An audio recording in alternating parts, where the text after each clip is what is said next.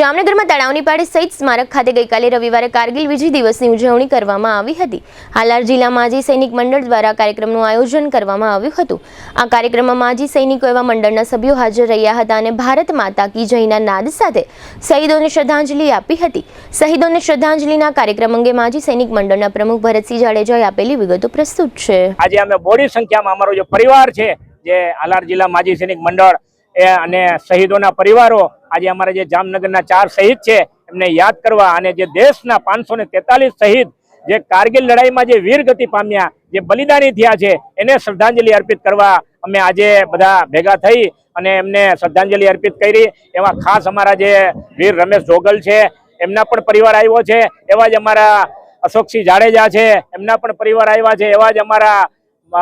મોહનભાઈ મથુરભાઈ ડાભી એમનો પણ પરિવાર આવ્યા છે અને એવા જ હરિભાઈ મકવાણાના એમના પણ પરિવાર આવ્યા છે। અને આ જે 4 પરિવાર છે આજે દેશના જે શહીદો જે બલિદાની છે એમને શ્રદ્ધાંજલિ અર્પિત કરી અને એમના પરિવાર દ્વારા આપ સૌને અને અમારા હાલાર જિલ્લા માજી સૈનિક મંડળ દ્વારા પ્રેસ મીડિયાના માધ્યમથી કે જે આપણી જામનગરની જનતા છે, આપણી ગુજરાતની જે જનતા છે અને ભારતની જે આપણી જનતા છે એમને એક વિનંતી કરીએ છીએ કે એક દીવો શહીદ કે નામ આજે શહીદ થયા છે જે વીરગતિ પામ્યા છે એને આપના ઘરે સાંજે એક દીવો પ્રગટાવી અને એને શ્રદ્ધાંજલિ અર્પિત કરશો એવી આશા સાથે આપને વિનંતી।